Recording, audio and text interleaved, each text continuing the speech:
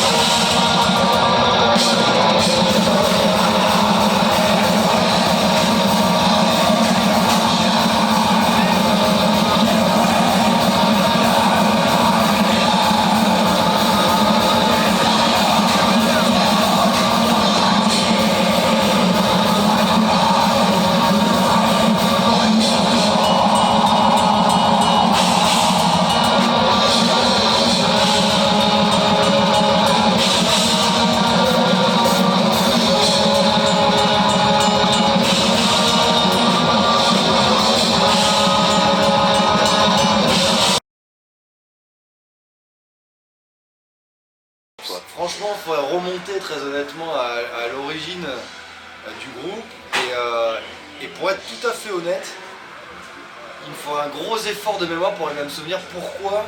Enfin pourquoi ce nom, si je peux te l'expliquer, mais à quel moment c'est venu et ça s'est posé comme ça. En fait, The Great Old One, je pense que c'est venu hyper naturellement. Il n'y avait pas eu de réflexion particulière, c'est-à-dire la thématique Lovecraftienne est venue naturellement et le nom est venu naturellement. Les Grands Anciens, ça représente en fait cette grosse représentation de l'univers de Lovecraft, du mythe de Cthulhu particulièrement, mais d'une manière très large. Et du coup, ça pouvait inspirer beaucoup de choses sans être trop restrictif. Et puis ça sonne plutôt cool.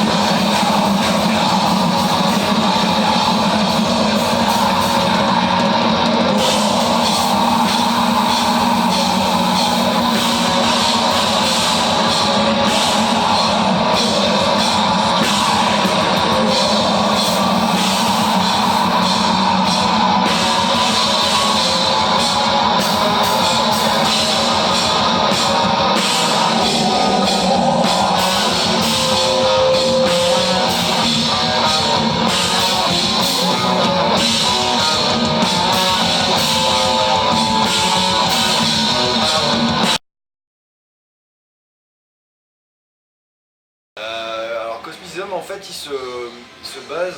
chaque morceau se base sur une entité différente en fait. Chaque morceau égale une entité. Je vais pas te faire la liste, mais... D'accord. Je peux aller chercher. Oui, tu pourras aller le chercher si tu veux. Mais en fait, chaque morceau égale une entité et l'histoire d'un protagoniste qui va rencontrer cette entité. D'accord. Et le fil rouge de toutes ces histoires, c'est le cosmicisme. Donc cette philosophie littéraire de Lovecraft qui explique que l'homme n'est presque rien à l'échelle de l'univers et de l'infini du cosmos, avec beaucoup d'enjeux et n'a absolument pas conscience des enjeux qui s'y passent. Et de toute façon, sa conscience et son cerveau n'est pas fait pour comprendre ça. Et donc, son seul salut est de rester dans l'ignorance vis-à-vis de ça. Mais dans les histoires de Lovecraft, l'ignorance justement, à un moment, est cassée puisqu'un protagoniste se rend compte de ses existences et de ce qui se passe. Et généralement, ça se termine comment ? Par la folie.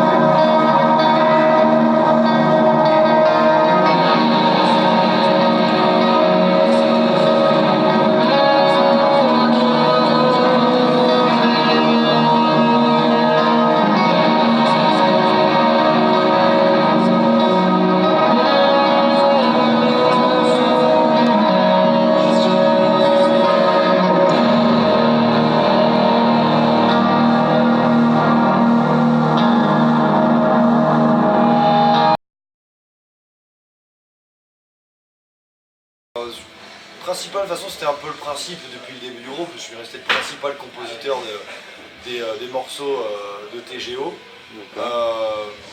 Mais chacun, et ça a toujours été le cas aussi, chacun est libre d'amener des arrangements, de proposer des choses. Donc c'est un boulot très personnel en fait dans la composition. J'amène quand même des morceaux qui sont assez avancés quand j'arrive avec. Mais il y a toujours cette part de sensibilité de chacun qui vient s'instaurer pendant les répétitions. D'accord. Quand on répète ensemble et après en studio, en fait là vraiment on peut se poser puisque quand on répète forcément, on se rend moins compte des détails et après on peut rentrer dans les détails vraiment.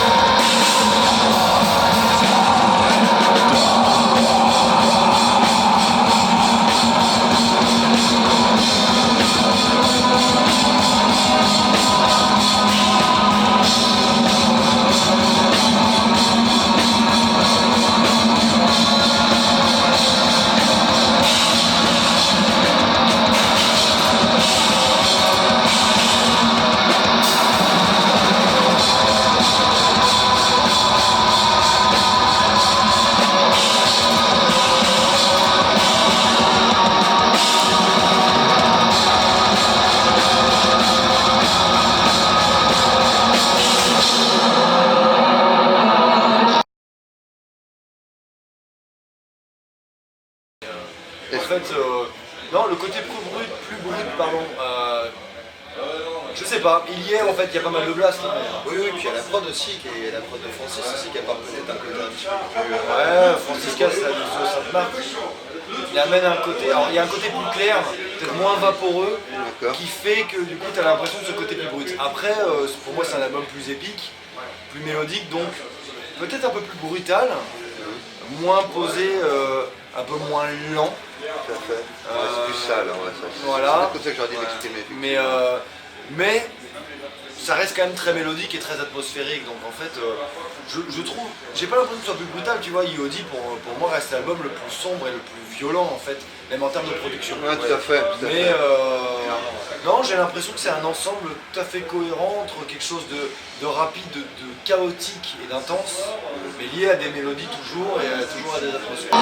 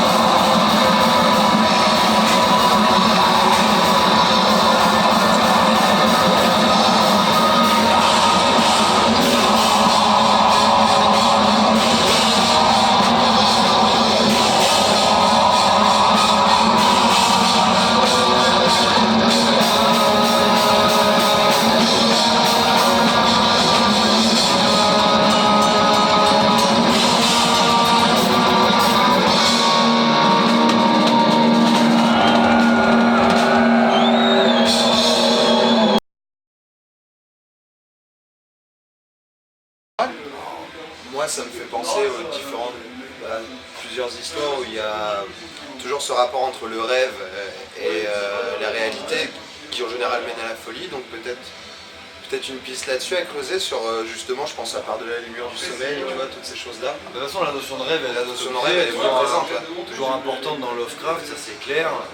Son oreiller, c'est assez drôle en fait, c'est une question là comme ça de but en blanc, il faudrait vraiment que j'y réfléchisse beaucoup pour donner une réponse précise sur ce que ça m'inspire. Oui, effectivement, son oreiller a sûrement quelque chose d'important. Après, on se base sur quelque chose. Après, il faudrait vraiment mettre quelque chose d'onirique dans cet oreiller, puisqu'on passe de quelque chose de matériel, alors que Lovecraft, tout est dans la suggestion, et même s'il décrit beaucoup, mais les créatures, en tout cas, elles sont dans la suggestion. Et donc, le côté oreiller, ça doit être le côté matériel. Moi, effectivement, on peut l'imaginer, mais j'imagine plus lui que son oreiller, en fait. Ouais, d'accord.